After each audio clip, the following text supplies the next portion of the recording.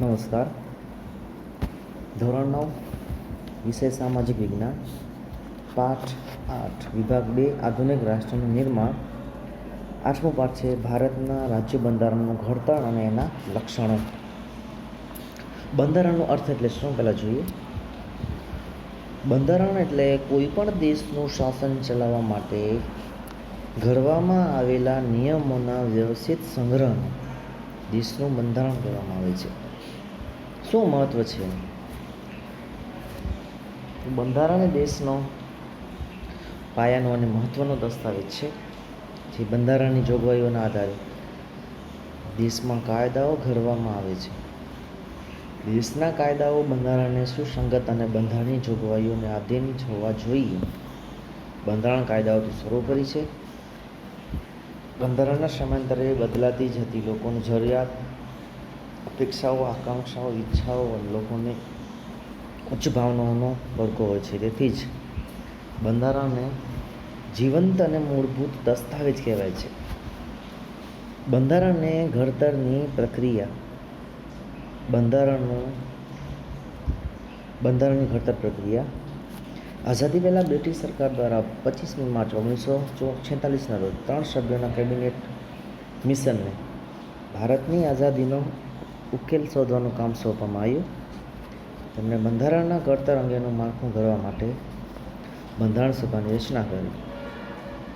બંધારણ સભામાં કુલ 389 સભ્યો હતા, જેમાં જુદી જુદી કોમ, ધર્મ, જાતિ, લિંગ અને ભૌગોલિક પ્રદેશની વ્યક્તિઓ તથા રાજકીય પક્ષના પ્રતિનિધિઓ તેમજ વિવિધ ક્ષેત્રોની તજજ્ઞ વ્યક્તિનો સમાવેશ કરવામાં આવ્યો હતો, જેમાં 296 જેટલા બ્રિટિશ અને હિન્દીઓ અને સાથે 393 જેટલા દેશી રાજ્યોનો આમાં સમાવેશ થતો હતો.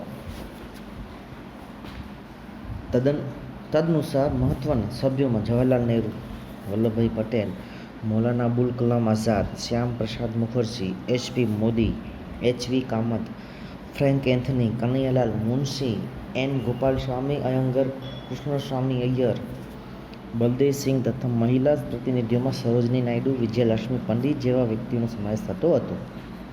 બંધારણ સભાના અધ્યક્ષ તરીકે ડૉક્ટર રાજેન્દ્ર પ્રસાદ હતા, જ્યારે ખરડા સમિતિ એટલે ડ્રાફ્ટિંગ સમિતિના અધ્યક્ષ તરીકે ડૉક્ટર ભીમરાવ આંબેડકર હતા. મિત્ર યાદ રાખજો, બંધારણ સભાના અધ્યક્ષમાં ડૉક્ટર રાજેન્દ્ર પ્રસાદ અને બંધારણની ખરડા સમિતિના અધ્યક્ષ ડૉક્ટર ભીમરાવ આંબેડકર હતા. આ બંધારણ સભાએ તેમની કામગીરી 9મી ડિસેમ્બર 1946થી શરૂ કરી. બંધારણ સભાને 2 વર્ષ, 11 માસ અને 18 દિવસનો કુલ 166 બેઠકોમાં કામગીરી પૂરી કરી હતી.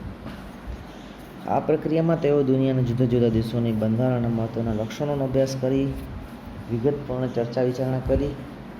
બંધારણનું આખરી સ્વરૂપ આપવામાં આવ્યું.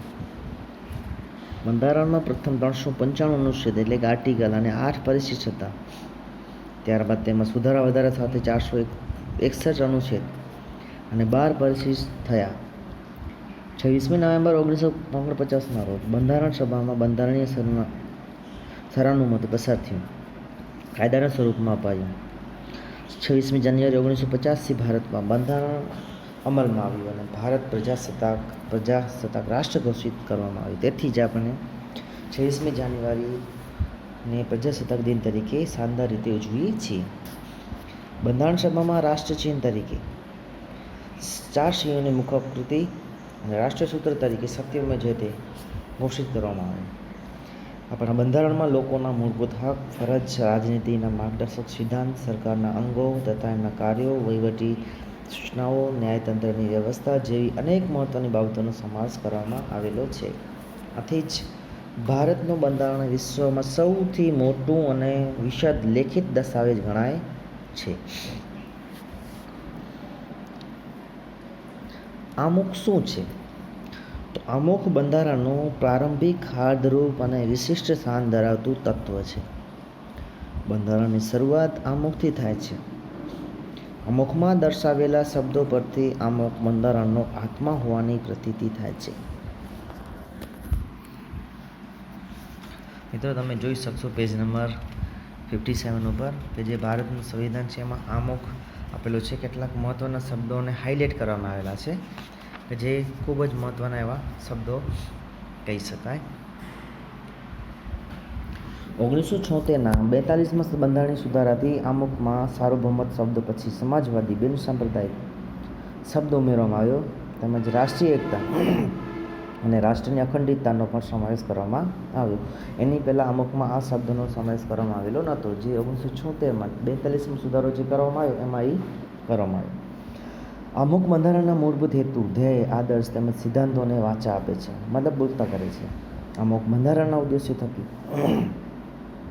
ભારતમાં કલ્યાણ રાજ સ્થાપવાની ઉચ્ચ ભાવનાઓ અને આદર્શોને સિદ્ધ કરવા ઈચ્છે છે એવું સ્પષ્ટ કરે છે. આમ અમુક દ્વારા બંધારણના ઘડવૈયાઓના માનસનો પરિચય થાય છે.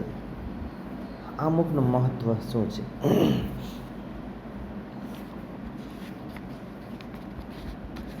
અમુકને બંધારણનો આત્મા કયો છે, તે જ રીતે તેનું મહત્વ સવિશેષ છે. કોઈપણ કાયદાના ઘડતરમાં તથા તેને પૂરી રીતે સમજવામાં કે અર્થઘટનમાં માર્ગદર્શન મળે છે. કાયદાના હેતુ તથા તેનો આદર્શ કાર્ય કાયદો ઘડવા પાછળ સંસદની નીતિ શું છે તે જાણવામાં અમુક મદદરૂપ થાય છે. કયા પ્રકારની મુશ્કેલીઓનું નિવારણ અર્થે કાયદાને ઘડવામાં આવે છે તેનો નિર્દેશ આપણને અમુકમાંથી સ્પષ્ટ થાય છે. આમ અમુક બંધારણનો અર્ક છે. અર્ક એટલે એક પ્રકારની દવા. કાયદાની કોઈ કલમ કે વિગતોમાં કોઈ સ્પષ્ટતા કે વિસંવાદિતા ઊભી થાય ત્યારે કાયદાનો હેતુ સ્પષ્ટ થતો ન હોય ત્યારે અમુક કાયદાની કલમને સમજવામાં અને અર્થઘટન કરવામાં મદદરૂપ બને છે. આમ અમુક બંધારણની જોગવાઈઓને સમજવામાં હોકાયંત્રની ગરજ સારે છે. અમુક રાષ્ટ્રની એકતા, અખંડિતતા અને નાગરિકો વચ્ચેની બંધુત્વની ઉમદા ભાવનાઓનો અને આદર્શનો પડઘો છે અને અમુકને ઉચ્ચ આદર્શો તથા ધ્યેયોનું પીઠબળ મળે છે. અમુકના આધારસ્તંભો. ભારતીય બંધારણના અમુકમાં વ્યક્ત થયેલ આધારરૂપ શબ્દો જેવા અને ભારતના લોકો, સાર્વભૌમ, સમાજવાદી, બિન સાંપ્રદાયિક, લોકશાહી, પ્રજાસત્તાક, બંધુતા, ન્યાય, સમાનતા, સ્વાતંત્ર્ય, રાષ્ટ્રીય એકતા અને અખંડિતતા વગેરે છે. જે પૈકી મુખ્યત્વે નીચે દર્શાવેલા 3 આધારસ્તંભો વિશે આપણે અભ્યાસ કરશું. અમુકના આધારસ્તંભોમાં નંબર 1 લોકશાહી. ભારતના બંધારણમાં ભારતના લોકોને આખરી સાર્વભૌમ સત્તા આપવામાં આવી છે. કોઈ એક વ્યક્તિ કે વર્ગનું શાસન અહીં નથી, પરંતુ સત્તાની અંતિમ બાગડોર, એનું કમાન્ડ લોકોના હાથમાં હસ્તક છે. લોકશાહી શબ્દ મૂળ ગ્રીક શબ્દ ડેમોસ લોકો અને ક્રેટોસ એટલે સત્તા, લોકોની સત્તામાંથી ઉતરી આવ્યો છે. રાજ્ય સત્તા અમુક વ્યક્તિઓના હાથમાં નિરંકુશ રીતે સ્થાપિત થયેલી નથી, પરંતુ લોકોના હાથમાં છે. લોકશાહી એવી રાજ્ય વ્યવસ્થા છે કે જેમાં દેશમાં લોકો સામાજિક, આર્થિક, રાજકીય ન્યાય મેળવી શકતા હોય અને રાજ્ય વ્યવસ્થામાં ભાગ લેવાનો અધિકાર ધરાવતા હોય.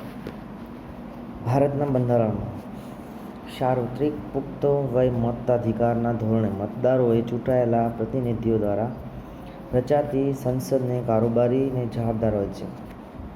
કારોબારીને બાધિત સત્તા નથી, મતલબ બાધિત સત્તા છે. તે નિયત સમય મર્યાદા સુધી જ સત્તાનું સોપાન સોંપાય છે. તે જ પ્રમાણે રાજ્ય અને સ્થાનિક કક્ષાએ મતદારો સરકારને ચૂંટી કાઢે છે. આમ લોકશાહી રાજ્ય એટલે લોકોનું, લોકો વડે અને લોકો માટે ચાલતું રાજ્ય. સાચી સત્તા લોકોના પ્રતિનિધિઓમાંથી બનેલી પ્રધાનમંડળમાં જ સ્થાપિત થયેલી હોય છે. પ્રધાનમંડળની રચના સંસદમાંથી જ કરવામાં આવે છે. પ્રધાનમંડળ સંસદને જવાબદાર હોય છે. ભારત પ્રજાસત્તાક રાજ્ય એટલા માટે છે કે તે ભારતનો કોઈ પણ નાગરિક બંધારણમાં નિર્ધારિત કરેલ લાયકાત ધરાવતા હોય તે વ્યક્તિ સાર્વત્રિક પુખ્ત વય મતાધિકારથી ચૂંટાઈ આવે છે. તે કોઈ પણ વંશ પરંપરાગત વારસાને આધીન પદ પ્રાપ્ત કરી શકતા નથી અથવા તો 5 વર્ષ સુધી જ તે પોતાના હોદ્દા ઉપર રહી શકે છે. સંસદીય સરકાર સંયુક્ત જવાબદારીના સિદ્ધાંત પર કામ કરે છે, તેને જવાબદાર સરકાર પણ કહેવાય છે. ભારતની લોકશાહી સરકાર સ્વતંત્રતા, સમાનતા અને બંધુત્વના ભાવનાને સ્વીકારે છે અને તે હેતુઓને પૂર્ણ કરવા માટે પ્રયત્નશીલ પણ રહેશે એવી સ્પષ્ટતા આમુખમાં કરવામાં આવેલી છે.